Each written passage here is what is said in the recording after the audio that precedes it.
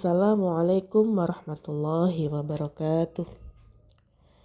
Teman-teman sekalian yang dirahmati Allah, semoga tetap sehat dan semangat dalam menjalankan ibadah di bulan Ramadan.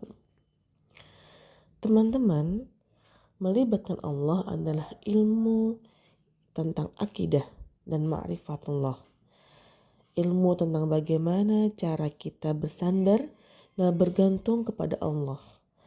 Dengan mengenal Allah melalui sifat-sifatnya, nama-nama Allah, kekuasaan Allah, agar kita tahu bagaimana harusnya kita berinteraksi dengan Allah dalam kehidupan kita sehari-hari. Kenapa hal ini penting? Karena sesungguhnya manusia tidak bisa hidup hanya dengan mengandalkan dirinya. Karena kita ini dhaif atau lemah, terbatas, bahkan cenderung manusia itu pada dasarnya adalah orang yang rugi. Dalam surat Al-Asr, Allah berfirman, Innal insana lafi khusr, bahwa sesungguhnya manusia dalam keadaan yang merugi. Belajar melibatkan Allah adalah sesuatu yang sangat penting jika kita ingin ada keajaiban dalam hidup. Dikasih jalan keluar ketika ada masalah, merasa sesuatu yang mungkin dianggap mustahil. Tapi ingat bahwa mustahil itu hanyalah untuk manusia, tidak berlaku bagi Allah. Karena bisa jadi bagi kita itu hal yang besar, tapi bagi Allah adalah hal yang kecil. Bagi kita sulit, bagi Allah mudah. Bagi kita jauh, bagi Allah dekat. Bagi kita sangat mahal, tapi bagi Allah sangat murah. Ada banyak sekali hikmah dari ulama agar kita melibatkan Allah dalam setiap urusan. Salah satunya adalah yang ditulis dalam kitab Al-Hikam oleh ulama besar dari Mesir yang bernama Ibnu Athaillah As-Sakandari. Beliau berkata, Min alamatil i'timadi ala amali nuqsahu ar-raja'i inda wujudi zalali. Salah satu di antara orang yang bergantung pada ikhtiarnya, amalnya, perbuatannya, berkurangnya harapan kepada Allah ketika ada masalah dalam hidupnya. Terkadang kita berani berharap kepada Allah jika hal itu masih logis bagi kita. Kita tahu bagaimana cara mendapatkannya, menjangkaunya, sehingga kita berdoa kepada Allah, Ya Allah, mudahkanlah urusan saya. Contohnya ketika kita sedang mencari pekerjaan dan kita merasa bahwa peluang kita untuk mendapatkannya itu besar karena merasa kita mampu sesuai dengan kualifikasi. Mungkin lawan-lawan kita merasa bahwa lawan kita lebih tidak bisa dibandingkan kita. Nah, pada saat itu kita hanya menggantungkan ikhtiar kita. Dan ketika ternyata hasilnya tidak sesuai dengan ekspektasi kita, ternyata kita nggak diterima nih. Nah, disitulah maka kita akan berputus asa.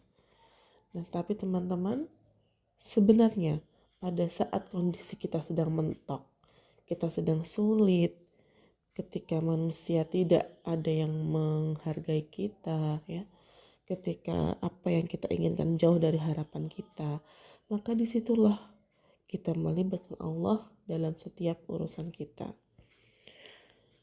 Ketika kita tidak bisa mengetuk pintu manusia, maka ketuklah pintu rahmat Allah untuk kita, agar kita bisa mendapatkan keajaiban dari Allah. Kita ingat dalam kisah Nabi Yusuf, ya, ketika Yakub meminta anak-anaknya mencari Yusuf dan saudaranya, ya, Quran surat Yusuf ayat 87. Hai anak-anakku, pergilah kamu dan carilah berita tentang Yusuf dan saudaranya Bunyamin. Dan janganlah kamu berputus asa dari rahmat Allah. Ya, sesungguhnya orang yang berputus asa dari rahmat Allah adalah orang yang kafir. Nah, di sini teman-teman, jadi di antara orang-orang yang beriman adalah yang tidak pernah berputus asa, tidak pernah berprasangka buruk kepada Allah. Orang beriman tidak pernah berhenti berharap kepada Allah yang baik-baik. Bahkan ketika ada masalah yang paling berat dalam hidupnya sekalipun, saat itulah keajaiban Allah akan terjadi. Dalam surat An-Naml ayat 62 Allah berfirman, Bismillahirrahmanirrahim. Amman yujibul muttarra idza da'ahu wa yakshifus su'a wa yaj'alukum khulafa'al ard. Ailahum ma'allah qalilan ma tadhakkarun. Bukankah dia Allah yang memperkenankan doa orang yang dalam kesulitan apabila dia berdoa kepadanya, dan menghilangkan kesusahan dan menjadikan kamu manusia sebagai khalifah di bumi? Apakah di samping Allah ada Tuhan yang lain? Sedikit sekali nikmat Allah yang kamu ingat. Nah, di sini kita bisa mengetahui ya bahwa ketika dalam kondisi sulit itu, maka hanya Allah lah yang bisa mendengar kita, hanya Allah yang bisa menjawab keluh kesah kita.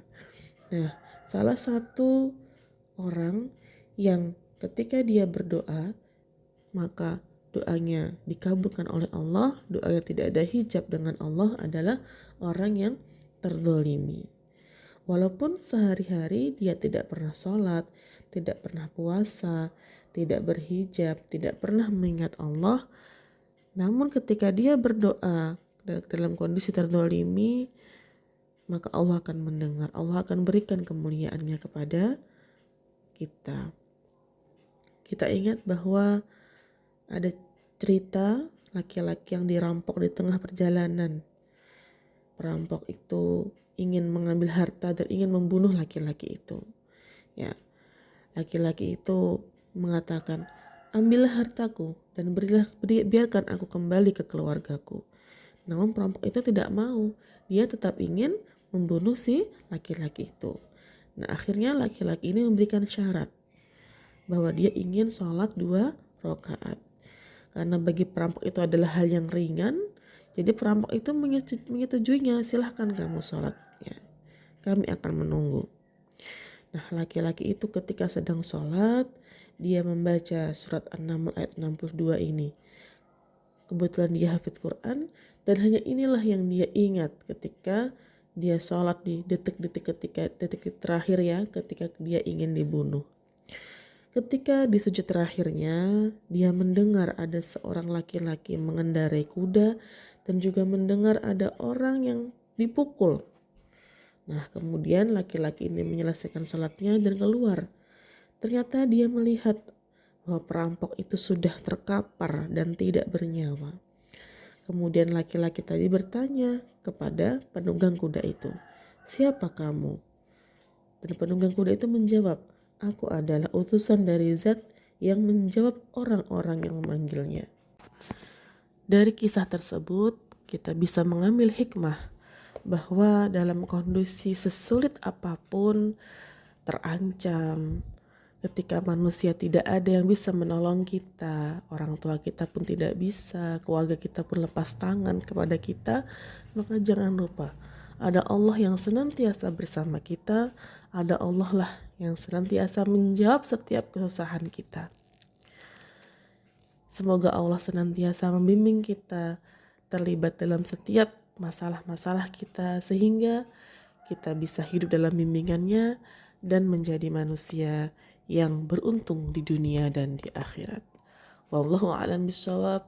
Assalamualaikum warahmatullahi wabarakatuh.